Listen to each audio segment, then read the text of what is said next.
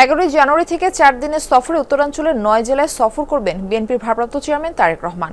সকালে বিএনপির পক্ষ থেকে সরকারের কাছে নিরাপত্তা চেয়ে চিঠিও দেওয়া হয়েছে। এই সফরে থাকছে না কোনো রাজনৈতিক কর্মসূচি। তারেক রহমান এই সফরে বিশিষ্ট ব্যক্তি, নিহত জুলাই যোদ্ধা এবং গণতান্ত্রিক আন্দোলনের শহীদদের কবর জিয়ারত করবেন। বিজলি কেবলসের স্কিন কোটেড ইনসুলেশন আগুন প্রতিরোধী। বিজলি কেবলস, নিরাপদ আজীবন। ওই চিঠিতে আরও জানানো হয়, সফরটি মূলত ধর্মীয় ও সামাজিক অনুষ্ঠানের অংশ হিসেবে আয়োজন করা হয়েছে। এক্ষেত্রে বাংলাদেশ নির্বাচন কমিশন কর্তৃক জারিকৃত আচরণবিধি কোনো ক্রমেই লঙ্ঘন করা হবে না।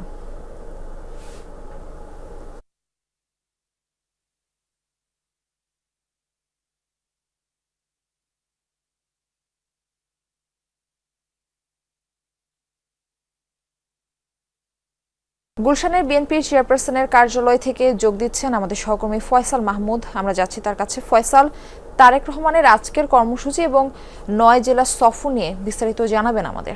মারফি, বিগত কয়েকদিনের মতোই তারেক রহমান ঠিক 11টার পরপরই তিনি গুলশানের যে চেয়ারপারসনের কার্যালয় রয়েছে সেখানে তিনি প্রবেশ করেছেন এবং তার যে রাজনৈতিক কার্যক্রম সেটি পরিচালনা করছেন। মূলত আপনি জানেন যে গতকালেও তিনি ঢাকা 17 আসন থেকে তিনি যে আসন থেকে মূলত নির্বাচন করছেন সেই ঢাকা 17 আসনের যে নেতাকর্মীরা রয়েছেন তাদের সাথে মূলত নির্বাচনী প্রস্তুতির বিষয়ে মূলত তাদের সাথে সাক্ষাৎ করছেন এবং তাদের সাথে আলাপ আলোচনার মাধ্যমে নির্বাচনের যে প্রস্তুতি সেই সকল প্রস্তুতির বিষয়ে তিনি নেতাকর্মীদের সাথে আলাপ আলোচনার মাধ্যমে সে প্রস্তুতি নিচ্ছেন।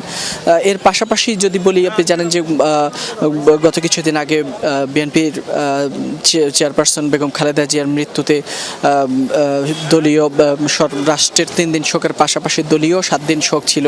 সেখানে বিভিন্ন রাজনৈতিক বা বিভিন্ন শ্রেণী পেশার মানুষ তারেক রহমানের যে কার্যালয় সেখানে এসেছেন, সমবেদনা জানিয়েছেন।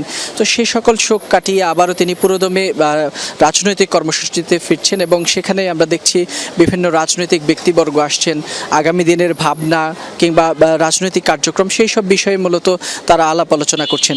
এর পাশাপাশি আগামী 11ই জানুয়ারি তারেক রহমান তিনি ঢাকার বাহিরে প্রথমবারের মতো যাচ্ছেন। দেশে ফেরার পরে তিনি মূলত যে উত্তরবঙ্গের বেশ কিছু জেলাতে তিনি যাবেন এবং সেখানে কোনো রাজনৈতিক কার্যক্রম নয়, মূলত মাওলানা ভাসানীর যে কবর জিয়ারতের পাশাপাশি জুলাই আন্দোলনে যে সকল যারা শহীদ হয়েছেন কিংবা আহত নিহত হয়েছেন তাদের কবর জিয়ারতের পাশাপাশি সেই সকল পরিবারের সাথেও তিনি সাক্ষাৎ করার কথা রয়েছে। তো মারফি, এই ছিল এখান থেকে। ফয়সাল মাহমুদ, ধন্যবাদ।